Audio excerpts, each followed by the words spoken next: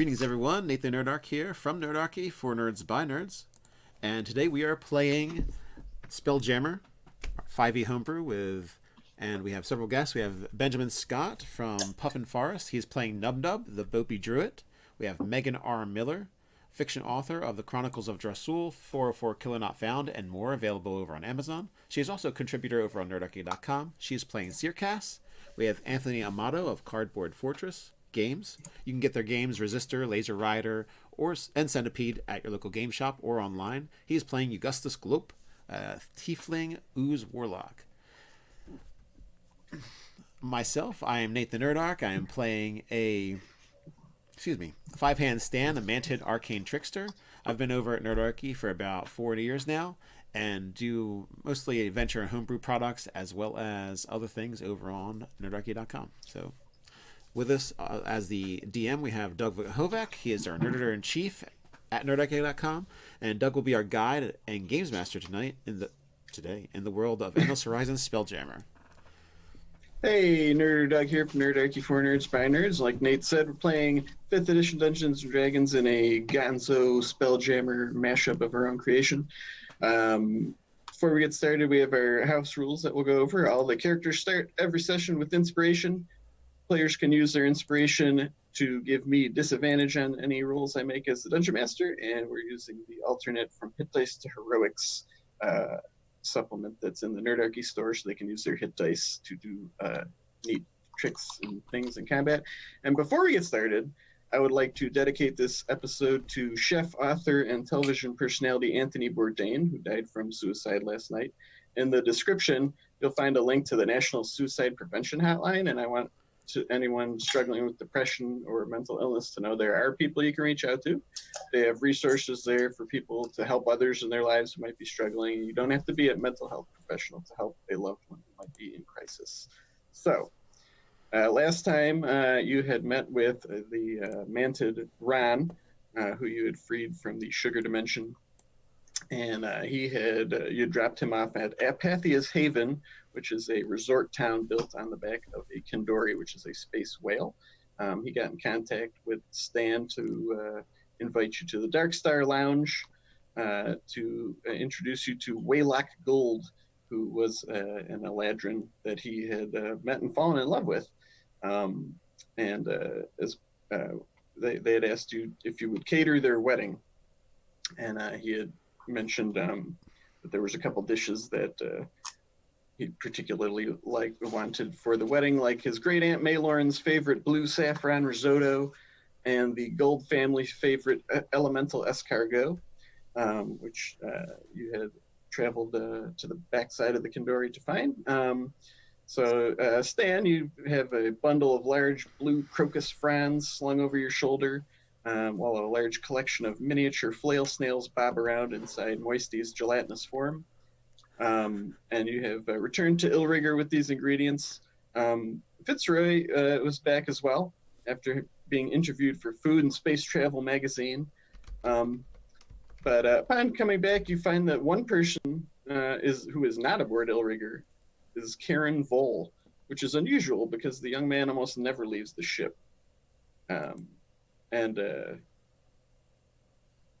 That's quite a strange thing. Usually he just remains on the ship.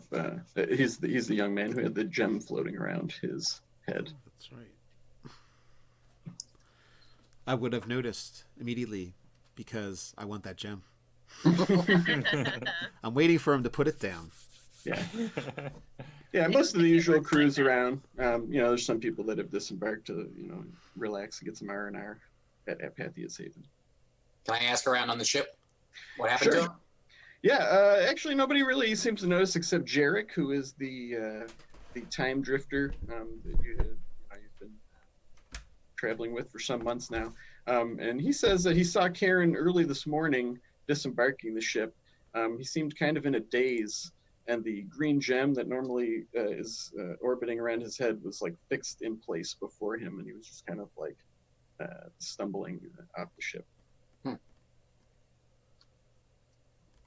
And as you're asking around and maybe asking Fitzroy how his interview went, he actually gets like a massive, he like doubles over and like is clutching his head, and he's just like wincing in pain. And as he does so, the Kindori sort of like lists in space. You don't feel it because there's the gravity well, but in the far distance, you see like a strange cosmic phenomenon. There's like a large silvery moon, sort of shimmers into view where there was nothing. And around that same time, Arlash actually addresses Circas and where is Arlash? Is he usually floating, or is he like riding on your shoulders like he normally does? Riding on my shoulders if we're out in public, but if we're on the ship, he'd just be floating around. Yeah, so he's floating nearby, and he's sort of like, turns towards you a little bit, and he's like, "Mom, I feel funny," and as he says his words trail away off, and he just sort of fades away. What? Like, What? he's Wait, gone? what just happened? like Back to the Future photo style? Yeah, he just sort of, like he just says he feels funny, and he just sort of like his form sort of wavers, and he just becomes translucent and just sort of. I tried uselessly to catch him to stop this from happening, and I have a freak out moment. Certainly, yeah. Your hands just grasp. Oh God, this is what fear feels like. Where he was, and yeah, Fitzroy's just like doubled over now on the ground. I would go to Oh, Fitzroy. I'm just like, we hear screaming or stuttering. Yes. Okay. Frantic chittering. Boom, doors Scream open. noise. What Like happened? awful spider screamy noises, and like Arlash, he's gone. I don't. Why does this happen? What causes that? All right, I turn into a bloodhound and I immediately go around the ship looking for Arlosh. Okay, make a perception check with advantage. That sketchy guy with the gems gone too. Maybe he took them. That is going to be a 13. So yeah, you're sniffing all around the ship, and kind of like getting Arlash's scent and so forth. And your investigations lead you to Circas's cabin door. I put my paw up and I'm just like, and I sadly go in as the bloodhound and I'm like, Okay. Yeah, so you're continuing to sniff around, and make another perception check, please. Watch your step. That room is probably full of spider webs. Yeah. He would know that from when he was a mouse, right? Yeah. All right, I'm stuck. Don't worry, I'll be careful. I'm stuck. So yeah, your bloodhound investigations sort of lead you to. Let me ask you this, Circas. Where would you keep that book and those goggles in your room? I don't believe I have the goggles. I'm pretty sure I Oh. left those in the custody of Five Hand Stan, but the book would be safely tucked away, probably in a. So 5-hand stand, you see a bloodhound chasing you down. Where was the book? The book was in a chest, like trunk, foot of the bed style. Yeah, so There's that's a lock, but it's not like the best lock ever. yeah. So that you're sniffing around, and your senses lead you to that chest. And if of that's them. what he says, he is more than welcome to the key to it. Just saying. So yeah, the book sort of has like a similar scent to it, and we'll say I don't know if Kanada's going to show up, but Fitzroy's just sort of like dazedly following you guys around too. And, I would have tried to help him and asked him yeah, if he was okay.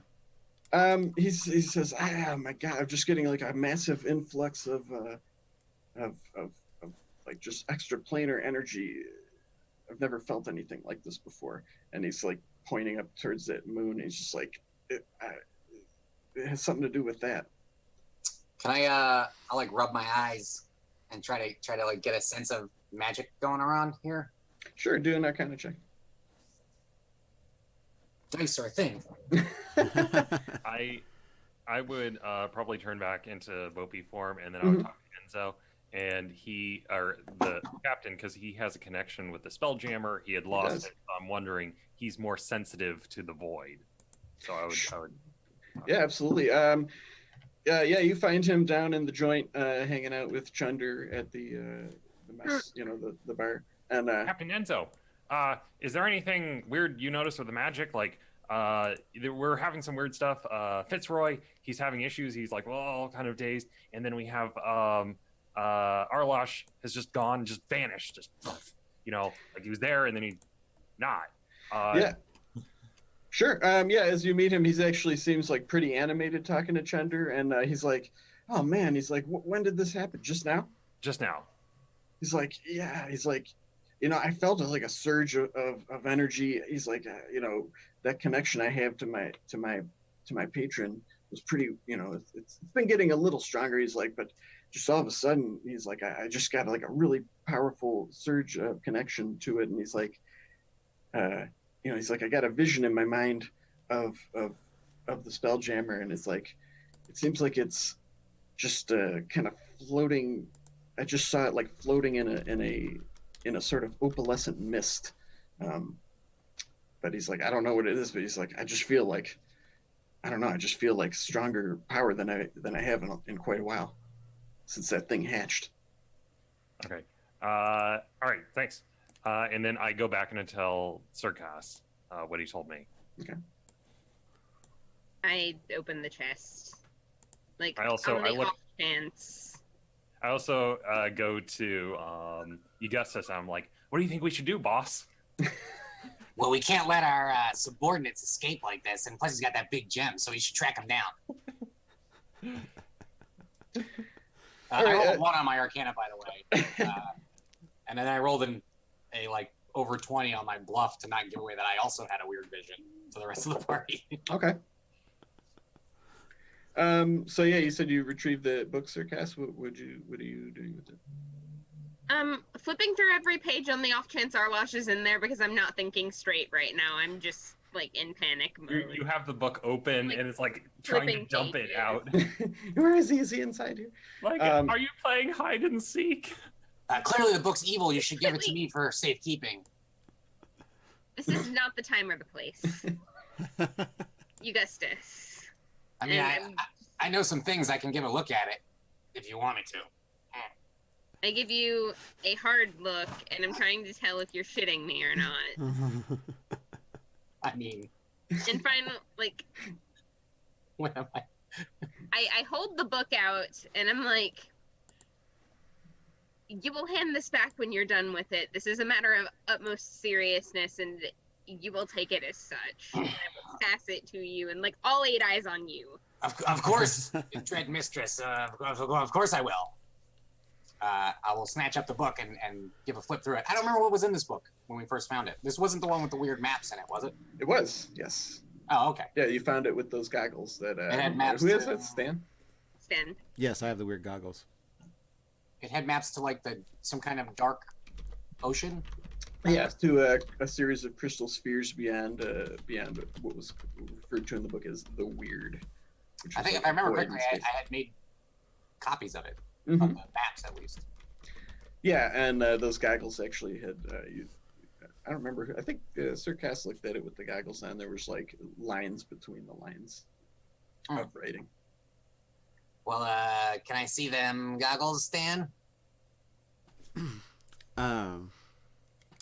I suppose so. I'm kind of scratching my exoskeleton nervously, but I hand them over. After I secretly take them out of a pouch. Sure. So put the goggles on. All right. So you can make an investigation check looking through the book with it. And then I turn inside out and vanish with all the magic items. Yeah. Suckers. No. I take the cloak and the bat.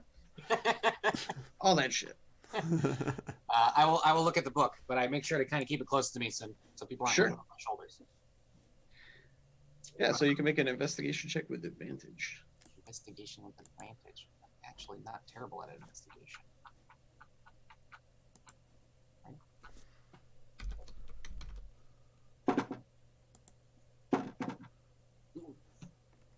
13. Okay, so and you're kind of like specifically looking for info. What might I also happen. I lick my fingers a lot when I flip the pages. Gotcha. So they are gooey as you're flipping through it, and you do find some passages about it's actually hidden like finally between the lines of like star charts and things, and something mentions something about that green gem, and it's kind of like a question. There's like a little a sketch of it that looks similar, and next to it says "Ultimate Helm?" question mark, and there's also mention of another book called the Gastronomicon that Excuse me. might have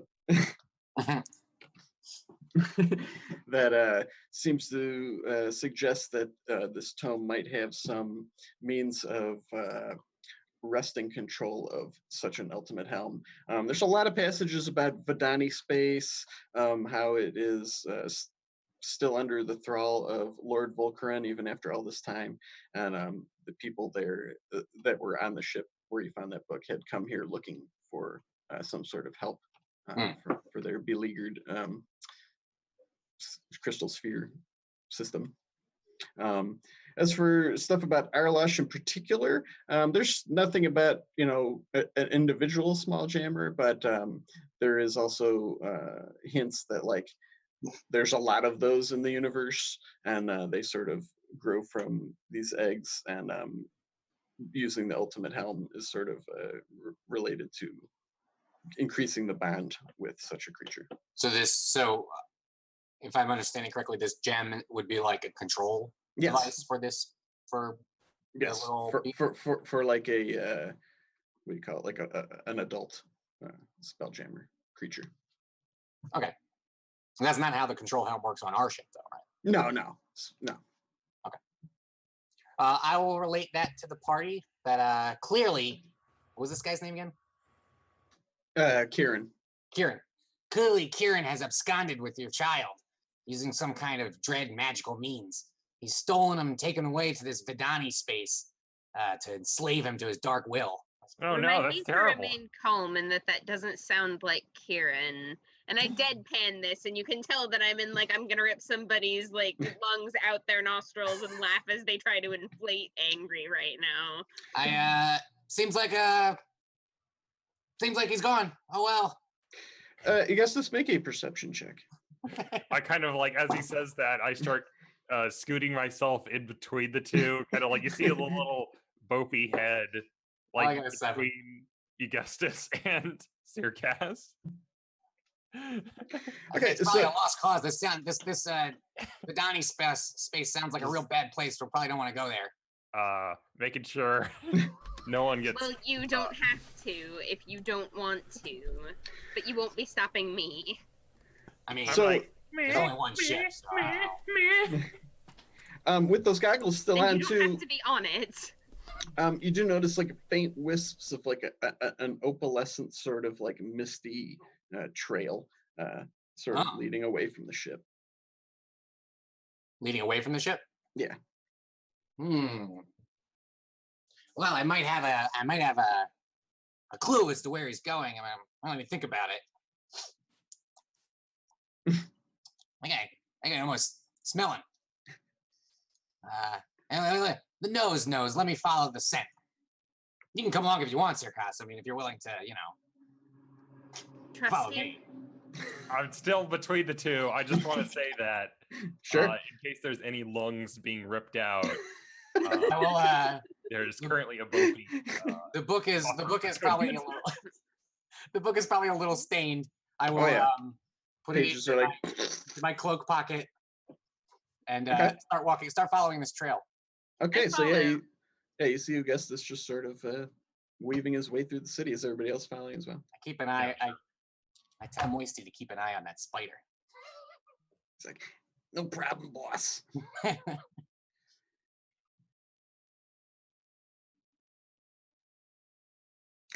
He can he's just sort of out of it, but he'll accompany you as well. He's just sort of You should get some of those magic daggers off of him. We might need them. Yeah, he's just sort of clutching his head and just, it's almost like he has a massive migraine, but he definitely comes along with you. So you follow this opalescent mist sort of through the city as make sure that it looks like it's my own ingenuity. Absolutely. Yeah, so Augustus definitely looks like he is on the prowl and confidently striding his way through the streets of Apathia's Haven. And eventually you come to sort of like a off the main strip of Apathia Saving. So it's kind of like Vegas, where it's like, yeah, there's a main strip with all the glitz and glitter and stuff. But after that, there's sort of like some, the places where the people who work there live. So not so bright. And your journey through the city leads to like a cluster of like tenement looking sort of buildings.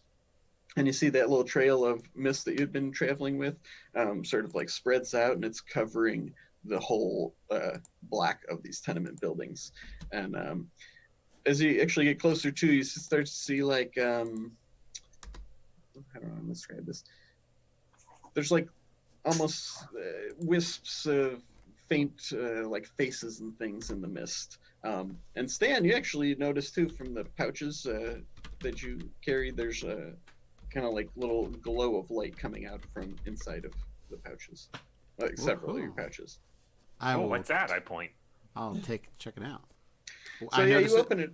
Yeah. Okay. You open up a pouch, and all of your the gems and jewels and things that you have in your pouches appear to be like sparkling and gleaming almost. They're like shedding light to about 5-foot radius. I take out 2 of them and cover them from the other people's views, so I can like more like kind of privately look at them. Sure. Make a the shininess. Say perception? Yeah. That will be a 19. So yeah, you're peering closely into this gem and maybe like looking into the facets and things. And the light doesn't appear to be coming within them. It appears like they're just sort of it's like they're refracting some light that you cannot see. Okay. Oh yeah, that's this guy's like a weird gem space wizard. This is his influence. Gemomancer. I can smell it all around us. So it looks as if it's shining off of something. I mean, something's shining off of its surface, right. but yeah. I don't see the actual light that's shining. Oh, okay. Exactly. Yeah, it doesn't look like they are glowing. Is that big moon still up there? It is. I suggest, like, if you move around, is it gonna change the lights? Like, is this like hot, cold, like we get closer to something, or is it just the general area? Yeah, does it just look like it's not reflecting the moon? It's just kind of got its own. So I start moving them around and kind of. And what I mean is move your body physically around in this area to see if it changes the refraction. I will give that a try. Okay, so yeah, you kind of step, you take a step back, not much, and then, maybe you're like a little further and like, maybe when you're across the street from this little tenement cluster of buildings, they do not appear to glow. And Augustus, you can see with your goggles on that he is not standing in where the mist had opened up. Like there was like a little trail leading to this area, and then it spread out. So how does the mist react to him walking around? Is it disturbed by it? Do the faces react? No, they do not. Can I get some sense of what this? So if this is a trail, I'm assuming it's kind of left his magical essence as he was walking. Would this pool of it suggest that he, like teleported or opened some kind of circle or dissipated in some way? Bless you. Thank you. Whew. So you would like to know? I'm sorry, I don't quite understand what you're asking. I guess I got the impression that the trail that I was following, this luminescent path, was left by him as he was walking. I made the assumption, but that's what I was thinking.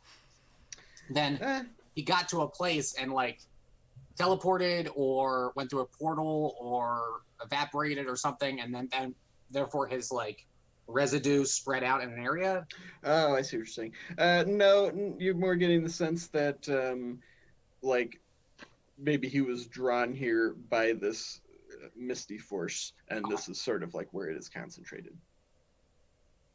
I'll say like it didn't come from him; it drew him. Also, it's around the buildings. This like set of buildings. Correct? Yes, but only Augustus can see with the goggles in. Okay, I'll say there's definitely some evil mystical presence here. I think it's inside the buildings. Yeah, can we go into the buildings? Like, what kind of a building are they? Yeah, they're sort of like clustered tenement structures where people would live. There's not really anybody much on the streets. They're kind of quiet and empty here. But make a perception check. Okay, gotcha. Open windows, question mark? Crit. So yeah, you're kind of like peering around, and it's like one of those buildings where there's like sort of like a balcony railing on the outside of the door, like apartment kind of things. Yeah. And sort of like you're peering, looking all around, and you see a few people kind of standing on a second floor balcony, sort of like a Are they looking at us? No, they just appear to be kind of standing there talking amongst each other. There's like 3 or 4 people. Okay, gotcha. I'm gonna go into the building. Okay. And I just say like, let's look around. Sure. Yeah, there's no guards or anything. It's just let me know with the goggles, like if you see anything. Okay. Okay. You're all heading inside? Yep. All right. So yeah, you start. Oh, go ahead. Briefly consider scaling the wall, but then realize Nub Nub probably has his crap together right now better than I do, so I follow him through the front door. All right. So yeah, inside it's just like kind of there's different hallways leading down with doors to various apartment units and things like that. And all the hallways kind of look the same, and I need everybody to make an intelligence check. That's my strong suit. It's not. Second one of the day.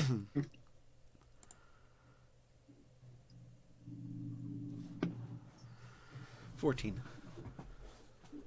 11. What'd you get, Megan? 17. 11. How about you, Anthony? I rolled a 1. Oh, okay. So yeah, so Nub Nub's sort of leading the way, and as you're walking through these hallways, they all look pretty much the same. And Sir Cass, you actually notice that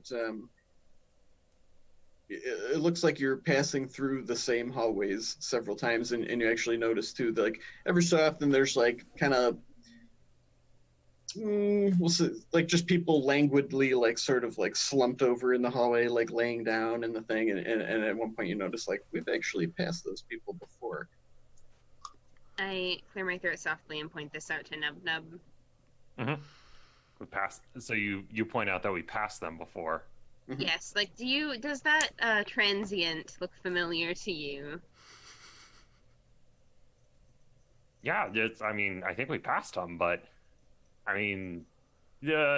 people look similar. Maybe why don't we go quicker? We're going in a circle, Nub Nub. Okay, all right. It's not so much a circle, Sir Cass, as maybe you're like intuitive, understanding of webs and their structure too. It's almost like there's like you have it circled back.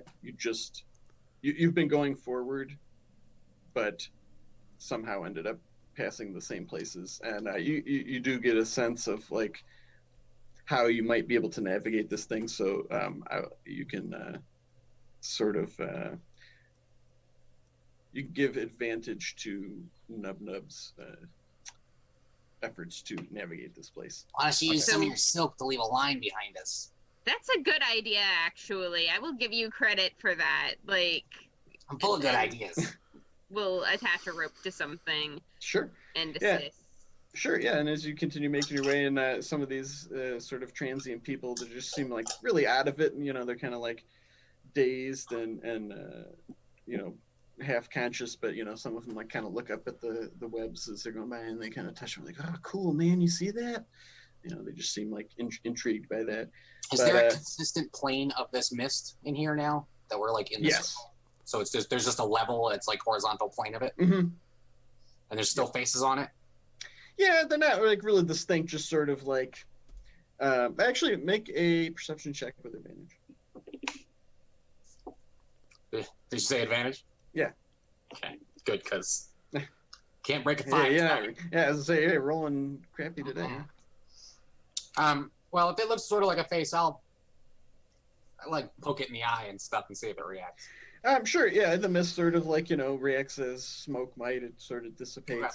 But I'll also you do try to like eat some of it.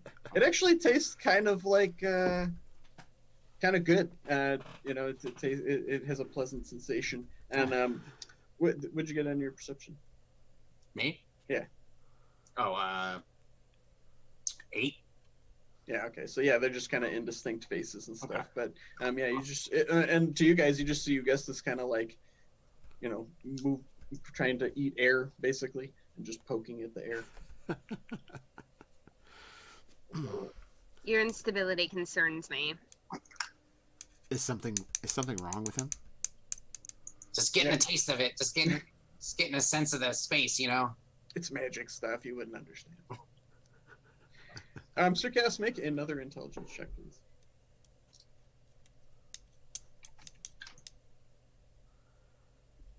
Eight. Okay. So, yeah, you continue going through, but aided by your web,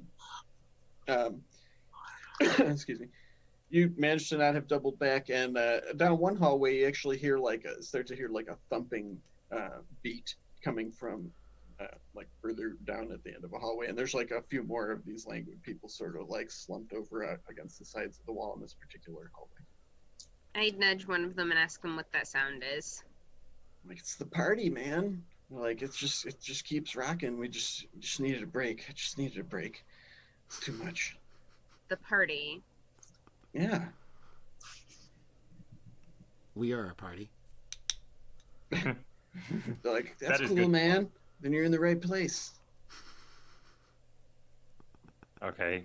So is there like a doorway or something? Yes, there is. Yeah, I mean, there's doors all along the hall, but at the end of the hall is a particular I doorway. go to that Sure. door and I open it. It is locked. Well, I guess we're screwed. Okay, let's go.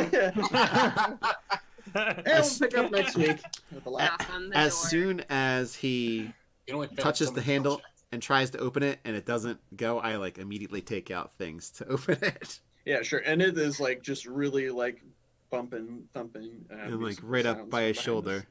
Sure. with him. Just Sure. end of the adventure. Can't get in. Oh, You want to kick it in?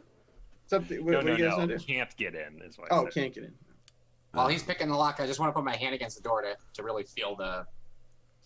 It is a pretty. It's like a pop music beat. It actually sounds pretty cool. Unless you're not into pop music, then you probably wouldn't like it. This is much too Gangnam Style. mainstream for me. 24. Angst. Yeah, you definitely managed to unlock the door, and you kind of like creak it open a little bit. And inside the first room, it's just totally packed with like hazy smoke that you all can see, and people just kind of like cavorting and dancing around. Nobody really seems to notice the door open. There's like an ambient red and purple light in here, and just you don't see anybody playing music, but you can hear it very loud, and yeah, it just looks like a big room full of people dancing and partying. Any unoccupied thing on the ground, I'm going to probably pick it up.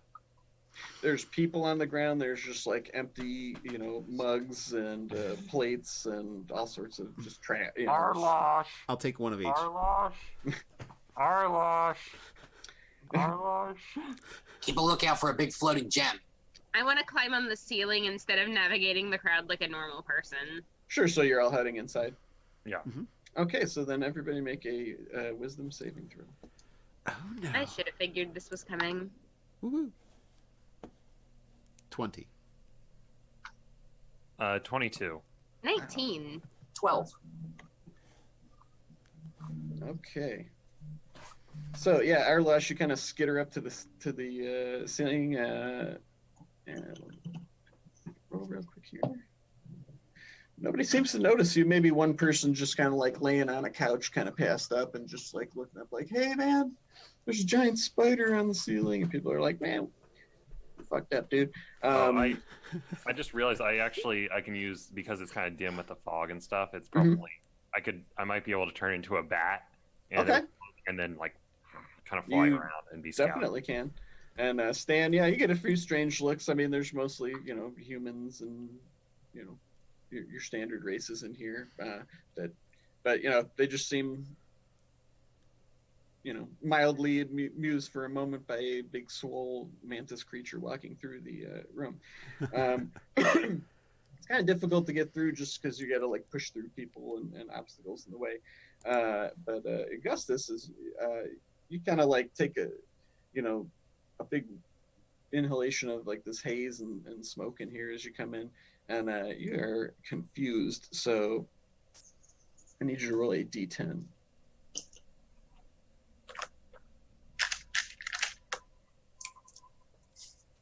World of Darkness dice don't fail me now. Nope, you did. I got a 1. So so Circass, sorry, yeah, there is a door at the other end of the room, and it's about like a, I don't know, 25-foot long room.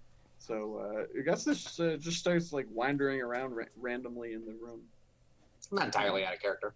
Does he look like he is in any potential danger immediately, or does he look like he just caught a contact high and is like going to check out the food table? Yeah, that he's just sort of like, wandering around the room, weaving in between people, Then I'm gonna let him do it and go check out the rest of this party and see if I can find my son.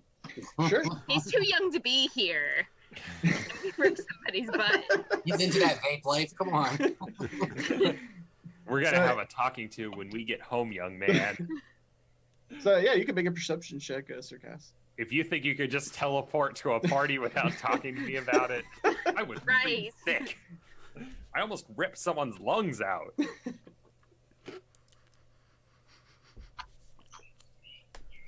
I rolled a 19, but it's an 18 because my wisdom is -1. So you kind of like but you have a good view of, you're literally looking down on all these people just like, dancing and grinding on each other, and this music coming from somewhere.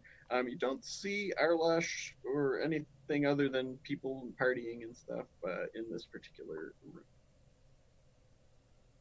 But you have no trouble getting around. There's nobody in your way or anything up here on the ceiling. Good, then I head for the door. Like, not the outside door, but the one that leads further into Sure. the party. Okay, what about Stan and Nub Nub? What do you guys do? I've been watching for a chance to take my goggles back.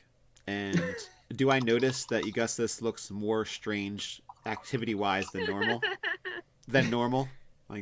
Yeah, sure. Yeah, I mean, he's just kind of like just confusedly walking around the room in a daze.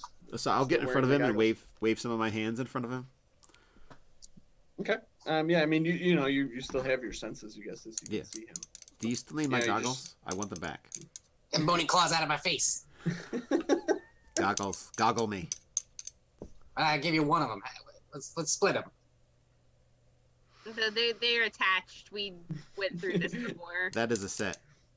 So, sorry, go ahead. So with me, the thing is, I'd be using my bat hearing to try and figure out where the music is coming from. Sure. And I know it has some kind of magical effect. So my first priority is trying to deactivate the music, like try and shut it down. Sure. So make a. You have keen hearing too, so you can make a perception check with advantage. Yep. And Stan, I need you to make a. We'll say a strength saving throw. Oh boy. You mean fail one? No, wait. 13 to figure out where the music's coming from. I got an 18. So Stan, as you're sitting there arguing with Augustus to try to get the goggles back, you see like several people just kind of like jostling around you and pushing around, but they're unable to move your scroll form.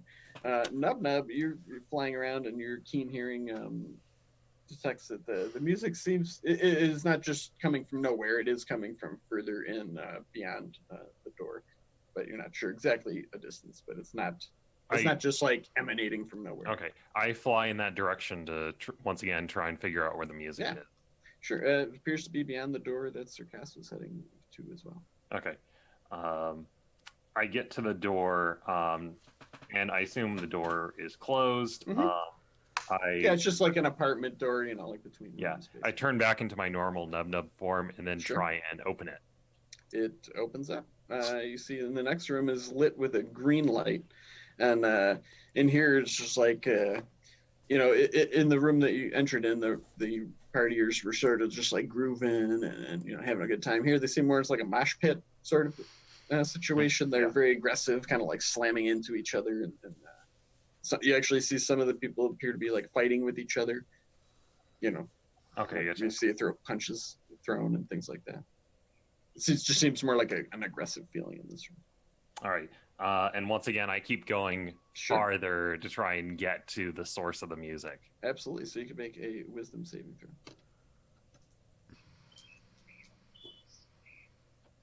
That is a 21.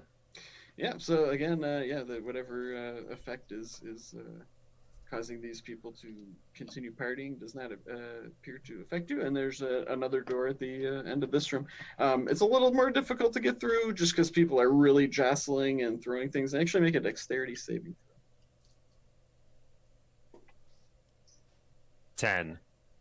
So yeah, one of the guys, one of the partiers actually kind of like spots you, you seem to be like focused on getting through and not partying, and he picks up a glass, what do you call it?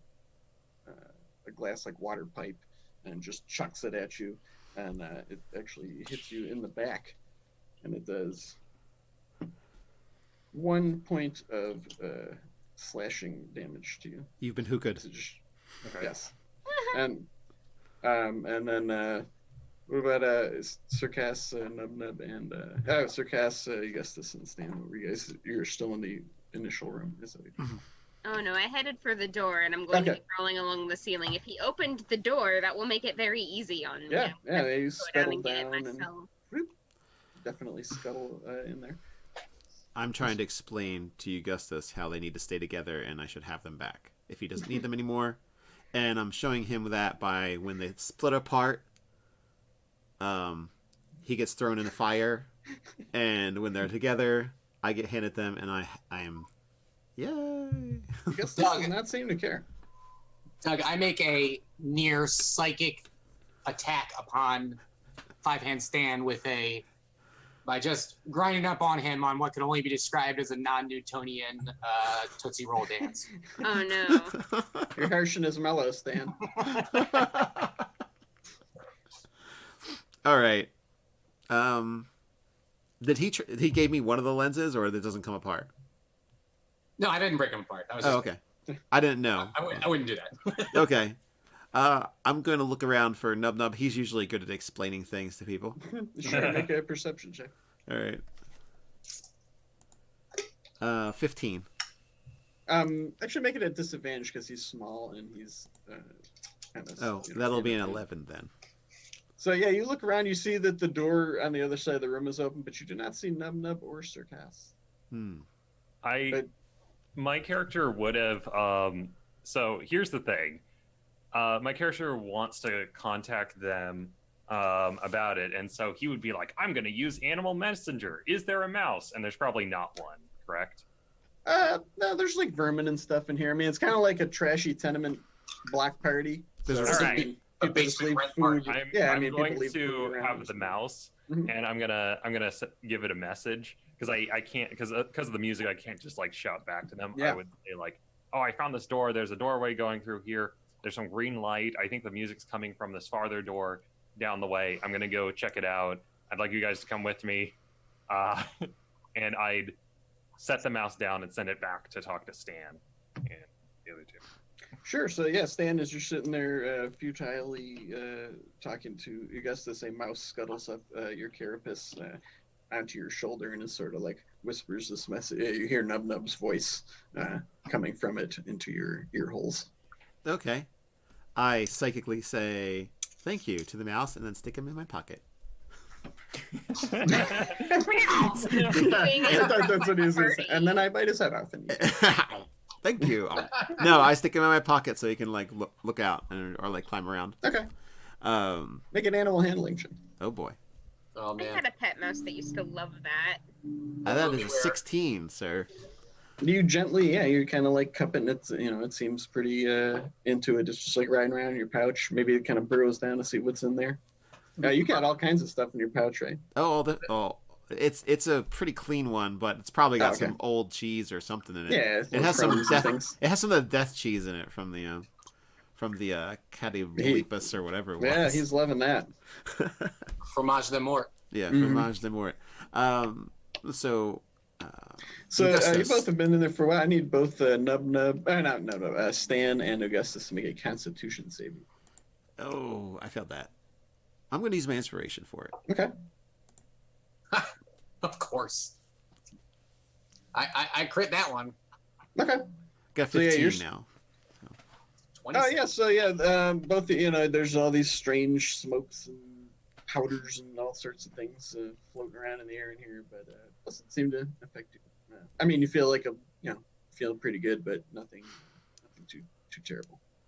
I turn to you, Gus, and say, "This mouse right here told me that Nub Nub has found something we should go look at." What can I do about that, Doug? I don't know what confusion does. So You can make another wisdom saving throw. It's been about that time.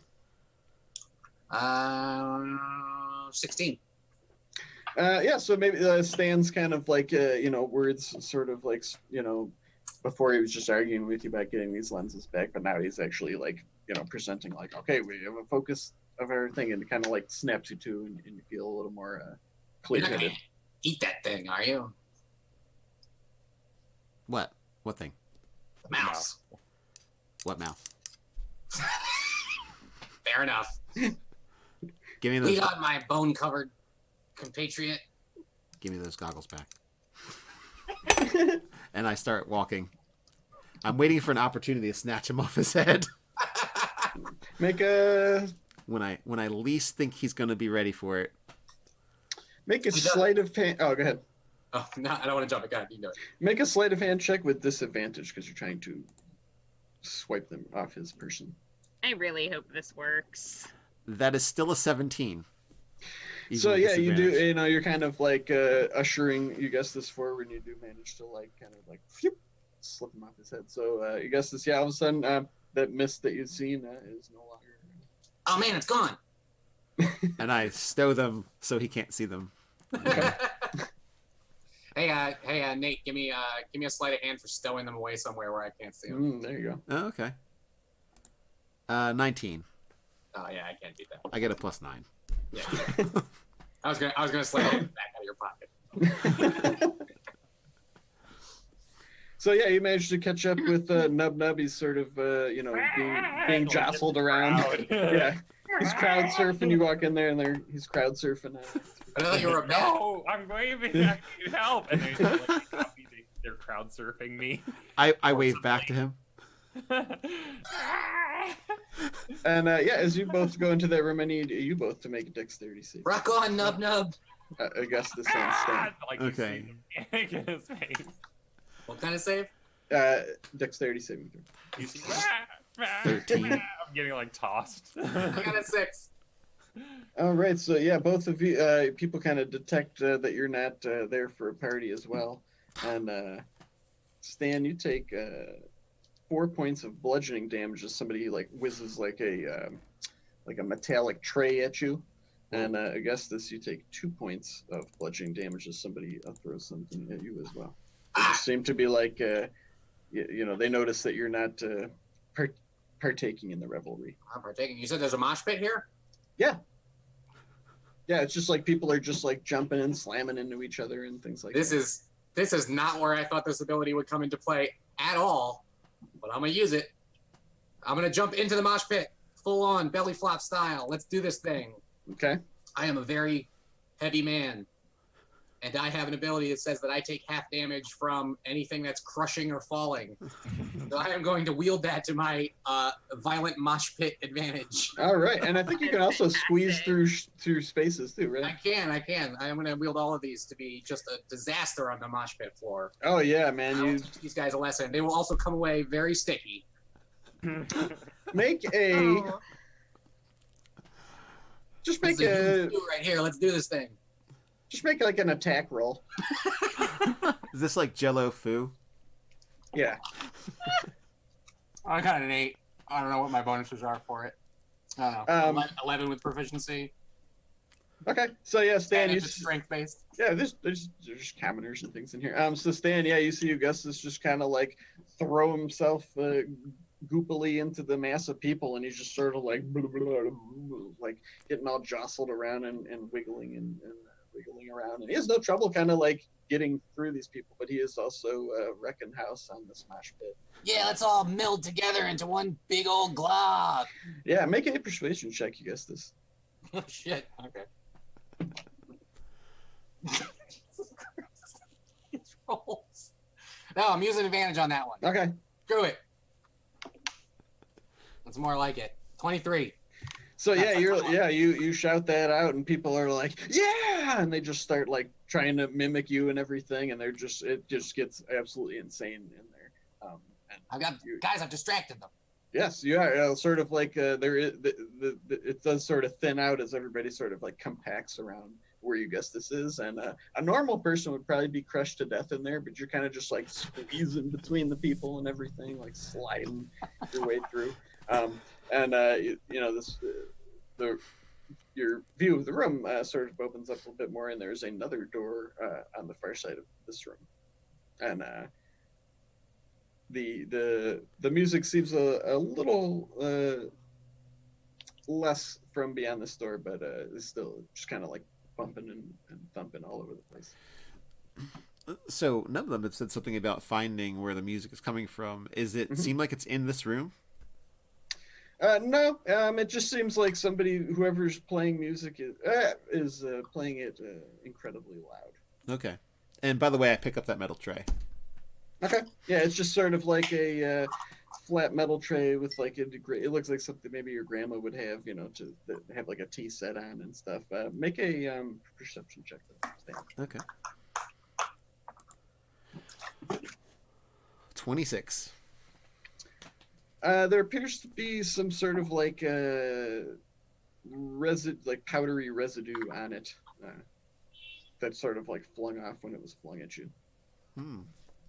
I scratch at it. It comes off though, right? It's not like oxidation or something. No. It was just like something that was on. You're like, yeah, I'll kind of like testing poison. I'm trying to see what it is, if it's something good or bad. Okay, let's see. Your 5-hand stance on coke. And I wave when I did that, I think about it and I wave back at Nub Nub and ask him if he needs any help. Are you okay? Are you okay? I need you to make a dexterity saving throw. Oh man, weird saves, but oh dang! Even with my awesome dex, that's a 7. So yeah, you do that, and it's like it actually seems like it has an intense cold around it, and it actually causes you to kind of like stiffen up and fall over prone. Ooh. On the floor. So, like a dead bug. Yeah. Yeah, so you guys, Circus, you see that Stan just sort of like, you couldn't tell exactly what he did, but all of a sudden he just sort of like freezes up and just falls over prone on the floor. I sigh. And you see like people laughing at him, and they're like, "Oh man, look at the bug, dude!" And come down on a silken cord and like give these people the death stare. Oh, yeah, they are freaking out. I feel like there needs to be a spell that actually is death stare. This stops. What did he just do? What was on the plate? Sort of like some kind of looks like a little crystalline substance, and the plate actually feels like kind of cold to the touch when you touch it. But that was me in character asking the guys I'm glaring at. Oh.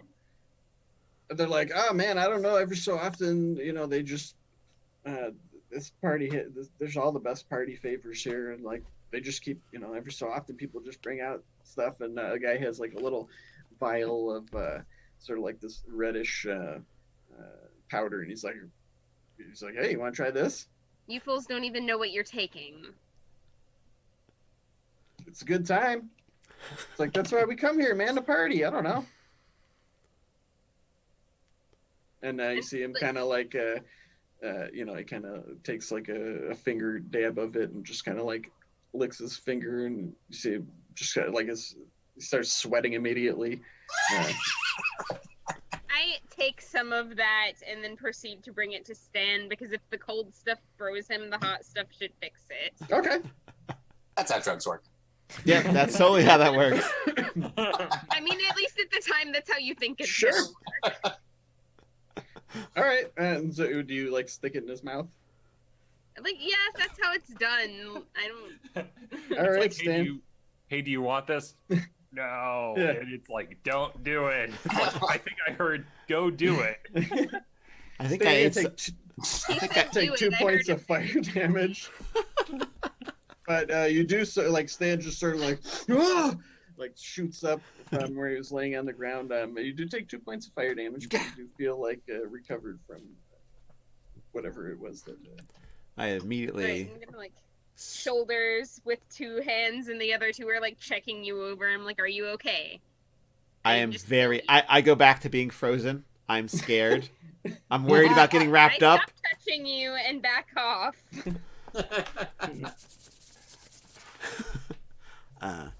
I'm fine, Sir Cass. Thank you. And now I have to go hurt somebody who threw the stray at me. Do you want to try to look for that person? Yes. Okay, sure. Make a perception check.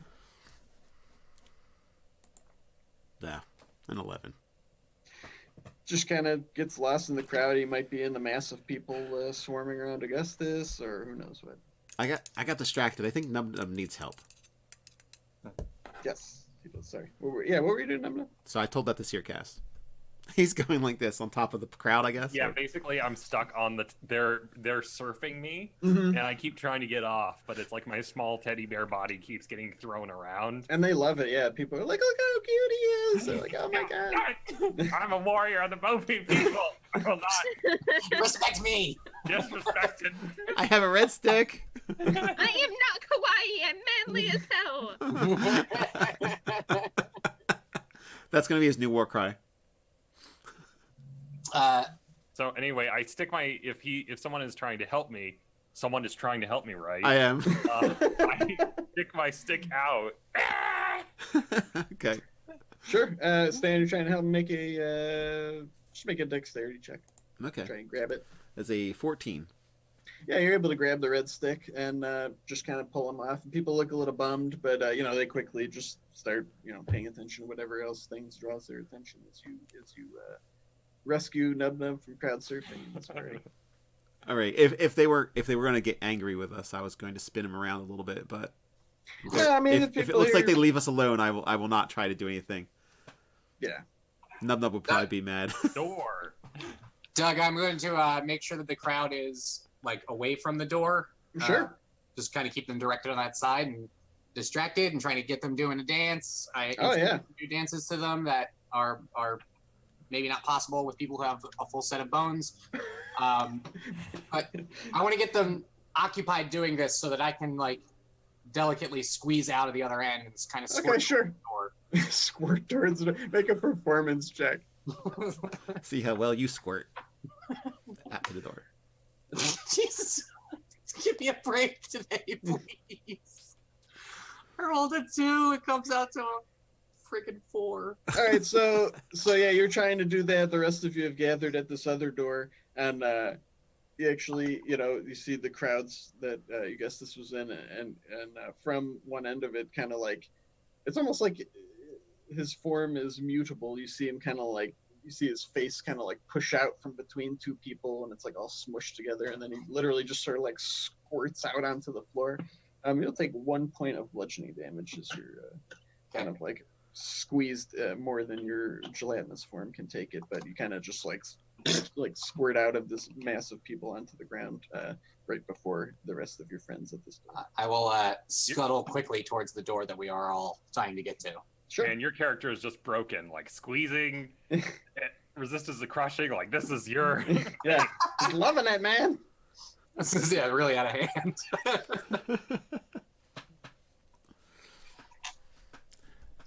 So Nub Nub found a door, right? Yep. All At the right. door. I'm going to assist All him right. to the door. I open it.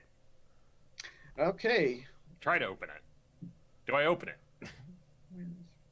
Yes, and in this is actually not another room. It's like a hallway within this unit, and there's like a whole bunch of people similar to how they had been in the hallway before you entered this party, and they're just like almost there's just people like really dejected, kind of like piled up along both sides of the hallway, just kind of lolling around back and forth. All right. But, I go, there's a path through, and there's I another go door at the end. past them to. There's another door. Is there Yep. another? There is. I bet they wouldn't even notice if I ate a couple of them. They probably wouldn't. It's I quieter. mean, in like, this I'm not hallway, so gonna, but like the thought crosses my mind. They're just transients. Nobody would miss them, probably. Dark. Just, And I Open the next door. All right. So in the next room, it's a little different. There's nobody in there. It's lit by candles. There's like tables and like beakers and tubes and all sorts of things in here. There's like just different powders and substances and like sheafs of paper all around in this room. And there's like another door leading out of this room. I'm just going to assume the powders do stuff and start getting some collections of things. Okay. I'm still just like through the room, other side to the next door. Same. I do not mess with the arcane myth lab. Okay. I totally mess with it. Okay, make an investigation check, Stan. Let's see. I am following along. Yeah. Investigate. Oh, that is an 18. So yeah, you're kind of poking around and you're glancing at these notes and things like that, and you kind of notice like a correlation between these scribbled notes and some of the items that are kind of arranged on these tables and things. And it looks like somebody was in the midst of trying to create some sort of substance. And you see a lot of references to like mind sort of mental things. You see like notes like telepathy ? And stuff. And it's kind of like similar to that you have telepathy, so it kind of like draws your attention. Yeah. Oh, interesting. Is this for making like a better mind power, or? I don't know. All right. Could be notes on a tiny spelljammer. Well, I will take the notes. Okay. And I will also take some of the, if there's a like travel bottles of stuff, I will grab some of them. Yeah, there's substances and things like that. It looks like maybe it was like an experiment like that was just like in progress, and somebody just kind of left what they were doing here at the time. Doug, can I tell? Is there any way that I could get a sense of it, or is there any clue that would lead me to believe that someone literally just ran away from this like moments ago? Yeah, I mean, you kind of poke around. No, it looks like this room's unusually undisturbed by, no, it looks like somebody kind of was just like maybe ongoing process of working on things, and they just like, there's like, like the work had been going on in steps, and they just happen to be working on it right now. Okay. It doesn't look like anybody like cut out of here in a hurry or anything. Right. There's no like half-written word and a pencil on the ground. Or something. They're coming. I must get away. Well, there was no lock on the door, and no one's here now, so this stuff's pretty much up for grabs. Yeah. Yeah. That's how ownership works. Yep, absolutely. I almost grabbed some of those transients. Yeah. But I have questions about these pockets as well. What was that, Sir Gus? I said I was tempted as well. But I want to eat them. Okay.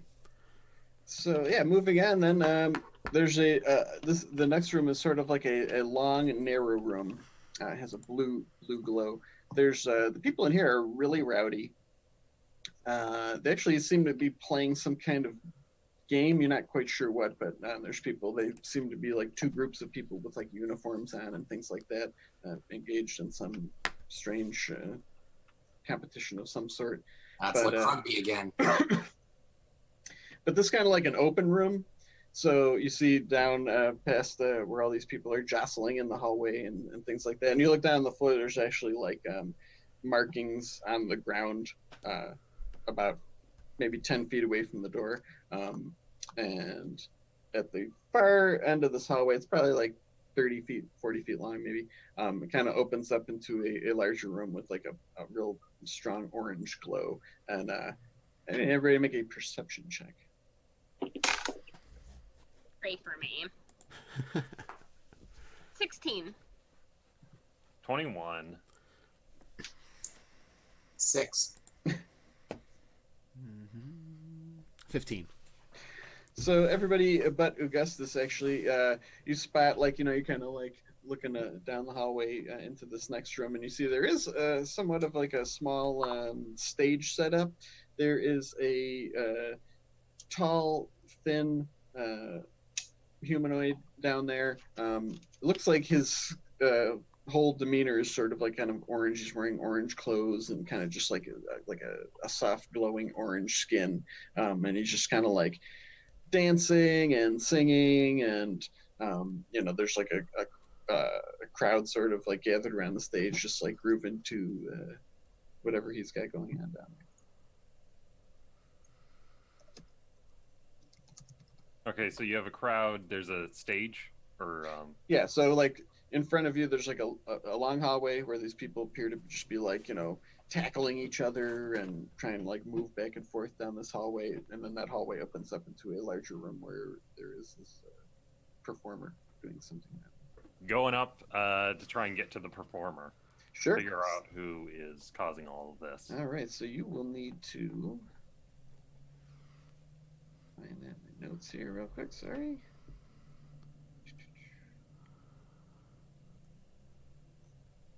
You need to make strength checks to get down this hallway without getting just pummeled by these people playing this game. That is a 16. So yeah, actually, you're able to weave your small body down the hallway into this larger room, and as you come out, there's sort of an orange glow, and there's like in the corners there's sort of like magical orbs of light that are kind of like scintillating and stuff. And as you step into there, I need you to make a wisdom saving throw.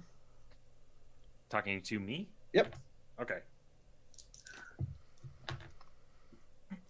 All right, that is going to be an 8.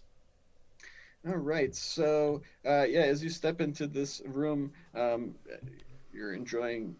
Actually, despite your better judgment, you actually just find yourself like completely charmed by the whole performance going on. Yeah. And this performer in particular just is like completely enthralling to you. And so you're just kind of like standing there. What does this actually do here? Yeah, unable to move. You're just like sort of incapacitated with wonder at this performer going on. Gotcha. Ooh. How about the rest of you? He went down the hallway, right? I guess Mm-hmm. I will adhere myself to the wall and then kind of like slurp up onto the ceiling and go down the hall that way to stay out of the reach of the people in the hallway, hopefully. Okay, yeah. Same, except more skittery and less slurpy. Okay.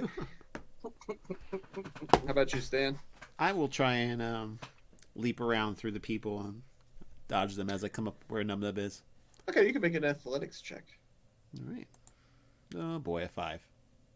So yeah, you're actually gonna get just like tackled in whatever, like in the midst of whatever sort of play they're doing, and you're gonna take 6 bludgeoning damage as you're just like slammed up against the wall. People just shove you out of the way, and you see whoever the person that did you has some sort of ball in their hand, and they run past that line on the ground, and the other people with whatever uniform he's wearing cheer for him.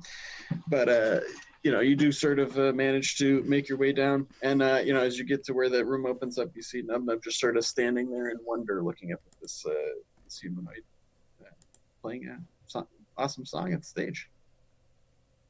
I look at Nub Nub and then look at the performer. Do I think it's awesome as well, or is Nub Nub a little over the? This must be reminding him of his people or something. His people played a song similar to that. So yeah, you're stepping into the room, then you can make a wisdom saving throw as well. All right.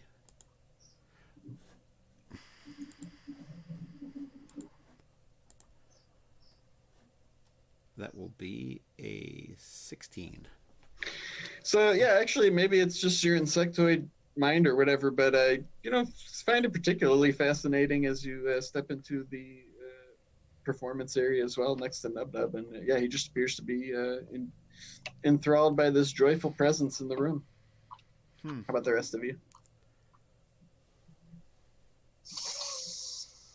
Have I cleared the hallway? Yeah, if you took to the ceiling, the people aren't up there. They're just kind of like jostling back and forth on the ground. So Sir Cass and Augustus have no trouble. Why are they playing some sports game in the middle of this hallway? Because they're fucked up, man. So like,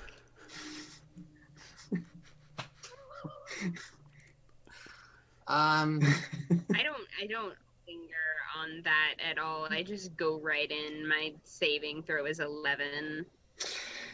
It touches some part of your mind as well, and you're just like, this is pretty cool song, man. You're just grooving there on the ceiling. I'm holding back a little bit. Do I see them all kind of stop, including Circus just stops? Yeah, Stan doesn't appear to be, maybe he kind of looks up at you or whatever, but yeah, Circus and them appear to be just All right. fascinated. I'm not the smartest, but I'm not this dumb. So I'm gonna take Moisty and shove him in my ears to block out the noise. And then I am gonna creep up the walls to the ceiling of this larger room and try to get a bird's eye view of what's going on in here. So yeah, there's like a stage set up along the back wall. There's a man singing on stage, and there's a couple other band members arranged on the stage, like a drummer and things like that. And they just continuously are playing this song. There's quite a people sort of like lined up around the stage, just sort of like swaying their heads, bopping their heads. Is there anything weird about the guy playing the music? Yeah, there's very weird. He has orange skin. He's just kind of like dancing around in like almost impossible ways with his body constantly. He doesn't appear to be getting tired at all either. Do I know what an orange guy is? Do I have any sense of what that might be? Make a nature check. Yuck. But going by today's or an Arcana check, your choice. Sure, I'll do Arcana. Going by today's record, I'll do great on this one, of course. 21. 21. Yeah. You've heard people play music and everything before, but there's something about the quality of this one that has like a powerful fey quality to it. And yeah, as you notice, he does seem to be elven, but like otherworldly almost.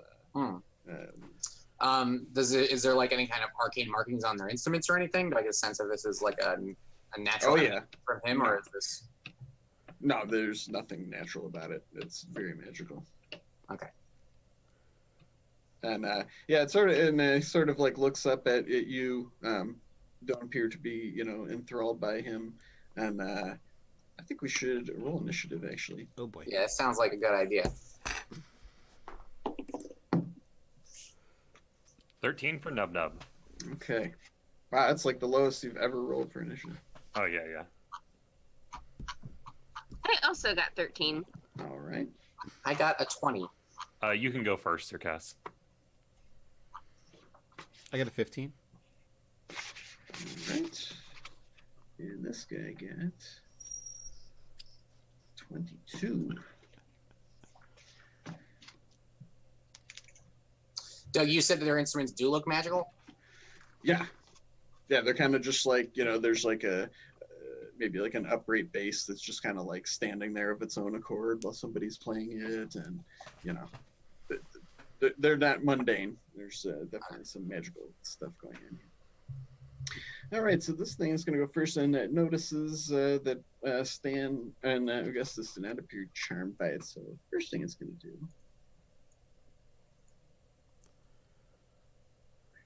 is it points up at Augustus on the ceiling, and he says, he's just like, "Hey, it looks like somebody's not enjoying our party here, folks. We don't want him bringing us down." And he's gonna point his finger at you, and a sort of like a magical disco ball sort of like appears in the air near you. I need you to make a wisdom saving throw. A lot of wisdom saving throws today. I'm in Just Quest. 16. What is his DC? That is the DC. So yeah, so it does not affect you, but you just have this like kind of a magical. I feel some influence on my mind for a second. You do. You feel like maybe your foot starts to tap a little bit, but you're like, no, this isn't the time to dance. And the other band members will. What else can they do? It's a shame. I really wanted to see a dancing ceiling Augustus. That would be cool, right? So the other members of the band, actually, they sort of like step away from their instruments, which continue to play. Oh. There's 3 other ones, and they draw longbows, and they are going to shoot at Stan and Augustus, who do not appear to be enthralled by wisdom. Yikes. think I'm gonna have to play being enthralled next round. Pretend. So I got a 16 on Augustus and a 15 on Stan. AC? And- yeah, Oh, yeah. A 15 And then does not hit. and then also a 17 on Stan. That'll hit. Okay, so that's 1 hit for each of you. So Augustus, you're going to take 9 points of piercing damage. Oh, plus 8 points of psychic damage as you're struck with this arrow. And Stan, you're going to take 5 points of piercing damage and 8 points of psychic damage as these arrows whiz into you from these magical I musicians here. squeal and scream in pain. I'm gonna use my reaction to half that. Okay, with uncanny dash. Yes. All right. And Augustus, it is your turn. All right, let's do this thing. Uh-oh, Ben's getting a player's name. He's gonna summon Nature's Ally or something. I like sneeze into my hands and then I clap them together. I'm upside down on the ceiling, by the way. Sure, Clap them absolutely. together and rub them. And as I open my hands, a big ball of blackness appears Oh, between no. it, like a solar ball from Dragon Ball Z, but opposite. And then I will drop it on their heads. Hunger of my dog. Oh god, yeah, that's a terrible spell. Okay, I try to catch all of them as I can. it does. Yeah, it's like a 20-foot radius or something, isn't it? Mm-hmm. A 10-foot radius 10 foot. sphere of radius, but Yeah. it's 20 foot across. Sphere of blackness and bitter cold, lasting for the duration, which is as long as I want it to be. Yeah, it's like a minute concentration. It's filled with a cacophony of whispers and slurping noises that can be heard up to Ugh. 30 feet away. No light or magical or otherwise can illuminate the area, and creatures fully within the area are blinded. It's a Wow, real okay. fabric of space. The area is difficult terrain, and any creature that starts its turn in the area takes 2d6 cold damage. Any creature that ends its turn must succeed on a dexterity save as milky, otherworldly tentacles rub against it. Mm-hmm. Yeah, that's awesome. So all that takes place on their turn, right? Like it's at the beginning and end of their turn. Yeah, it only does stuff to them. But except that they're in difficult terrain and it's blind. Right. The damage price. So yeah, man, that's the people that were sort of like near the stage sort of like recoil in horror at this thing. Maybe a few people just like you see them like get sucked back into the darkness. It as drops well. down on them like a big jello mold and kind of bounces a little bit. Of course it does. A big black impenetrable jello mold. Okay, that's horrifying. So that's going on. We got Stan. You are up. Num Nub's up right next to me, and Yeah, you're like standing right next I'm going to pick him up and move away. I'll All pick him right. up, drag him, whatever I need to do. We need to get away from this thing. Or Okay, maybe so you could just like cover my character's ears or something like that. I'm worried about us getting sucked into whatever that thing is. Oh, okay, gotcha. yeah, he's never done this before. I've never So- seen that before. Yeah. Yeah, Yeah, but actually. my character is still enthralled, I believe. Okay. Yes. Can I give him a Well, couple well- slaps while we're at it? Sure, I'll give him an advantage on a save as you smack him in the face. But you Okay. can make an athletics check to sort of like pick him up and move him out of the way, and also do a perception check while you're Oh, that's a 20 for for the athletics. athletics. It's Yes, no and- problem scooping him up. Perception, that's a 13. Okay, so yeah, as you sort of like scoot him out of the way and you maybe smack him in the head a little bit to jar his memory, or to kind of snap him out of it. You do say like sort of like on the edge of the jello mold that has appeared on the stage now too. Like you can see that the wall behind the stage sort of like has openings on either side that go further. Like there's a backstage area. I think we'll head towards that as long as it's not within the No, yeah, you zone can. of death. the Jello mold doom. You can certainly make your way there. All right, and I'm basically like telepathically yelling at Num Num to snap out of it. Sure. Snap out of it. Wake up. All right. So we have Circus, and you were on the ceiling, also, I believe, enthralled, right? Or fascinated by what was going on. So the first thing you can do is make a. Sorry, I have so many tabs open here. Where is it?